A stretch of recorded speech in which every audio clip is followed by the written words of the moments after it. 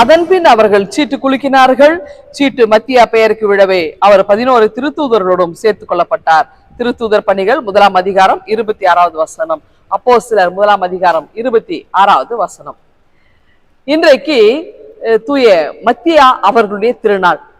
இந்த மத்தியா யார் அப்படின்றது நாம் அறிந்திருக்கிறோம் இல்லைங்களா? அதாவது யூதாஸ் ஆண்டவர் இயேசுவை காட்டி கொடுத்த பிறகு, அதுக்கப்புறம் அவர் மரித்த பிறகு, அப்ப அந்த இடம் வெற்றிடமா இருந்தது. அப்ப அந்த சீடர்கள்லாம் இல்லாமலே போனது. அப்போ அந்த இடத்தை நிறைவு செய்யணும். அப்ப என்ன செய்யறாங்கனாக்கா, சீடர்கள்லாம் வழக்கம் போல கூடி உட்கார்றாங்க. 120 பேர் உட்கார்றாங்க. இப்ப ஏன்னா சீடர் வட்டம் பெரிதா இருக்கு. அப்ப யூதாஸ் அப்படின்ற இடத்துக்கு ஒரு ஆளை போடணும்னா, இந்த யூதருடைய வழக்கம் பார்த்தீங்கன்னா, இந்த சீட்டுக்குலுக்கி போட்டு ஒருத்தரை செலக்ட் பண்ணுவாங்க. அப்படி சீட்டுக்குலுக்கி போடுறதுக்கு முன்னாடி கடவுள்கிட்ட ஜெபிப்பாங்க. அதுதான் ரொம்ப முக்கியம்.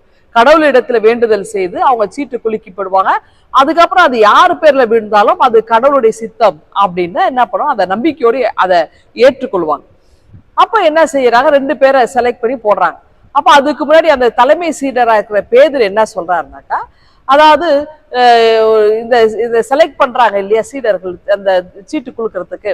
அப்போ அவர் சொல்றாரு, அதாவது இயேசுவை, அதாவது யோவான் ஸ்நானகன் காலத்து முதற்கொண்டே, திருமுழுக்கினர் யோவான் காலத்திலிருந்தே இந்த சீடத்துவ பணியில இணைந்திருக்கணும். இயேசுவை நன்றாக அறிந்தவராக இருக்கணும். இயேசுவை பார்த்து இருக்கணும். அவருடைய மரணம் உயிர்த்ததில் எல்லாம் நன்றாக அறிந்த ஒரு சாட்சி உள்ள மனிதரைத்தான் நம்ம இதுல செலக்ட் பண்ணணும் அப்படின்னு பேதுரு சொல்லியிருப்பார். அதனாலதான் அந்த 2 பேரை எடுத்து என்ன செய்யறாங்கனாக்கா, சீட்டு குலுக்கி போடுறாங்க. அப்ப குலுக்கி போட்டு எடுக்கும்போது சீட்டு மத்தியா அப்படின்ற பெயருக்கு விடுது. உடனே என்ன செய்யறாங்க, எல்லாரும் அந்த மத்தியாவை சீடர்கள் வட்டத்தில் அதை ஏற்றுக்கொள்கிறாங்க. மத்தியா ஆண்டவரால் தேர்ந்தெடுக்கப்பட்டிருக்கிறார் அப்படின்னு நினைச்சு அதை நம்புறாங்க, விசுவாசிக்கிறாங்க. அதுக்கு அடுத்து பாத்தீங்கன்னா, இவங்க அந்த சீடர்கள் வட்டம் பெரியதாகுது. நிறைய இடங்கள்ல திருப்பணி செய்யறாங்க. தூய மத்தியா பாத்தீங்கன்னாக்கா, எத்தியோப்பியா அப்படின்ற இடத்துல போயிட்டு என்ன செய்யறார், திருப்பணியாற்றுறார். அந்த திருப்பணியாற்றும் போதுதான் அவர் இரத்த சாட்சியாக மரித்தார். இன்றைக்கு ஆண்டவர் இயேசுவுக்காக இரத்த சாட்சியாக மத்தியா அவர்கள் மரித்த ஒரு நாளுங்க.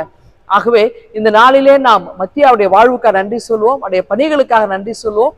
எல்லாவற்றுக்கும் மேலாய் மத்தியாவை போல நாமும் ஆண்டவர் இயேசுவுக்காக நம்முடைய அழைப்பு, எந்த நம்ம துறையில பணியாற்றினாலும் அதுவும் ஆண்டவருடைய அழைப்பு என்பதை உணர்ந்து நாம் பணி செய்கிற இடங்களிலே ஆண்டவருக்கு நாம் சாட்சியாக இருக்க வேண்டும். அப்ப சாட்சி உள்ள ஒரு வாழ்வை நாம் வாழ்வதற்கு இந்த நாள் நமக்கு துணை செய்யட்டும். இந்த சிந்தனையோடு இந்த நாளை நீங்கள் துவங்குங்கள். ஆண்டவர்களை ஆசீர்வதிப்பாராக. ஆமேன்.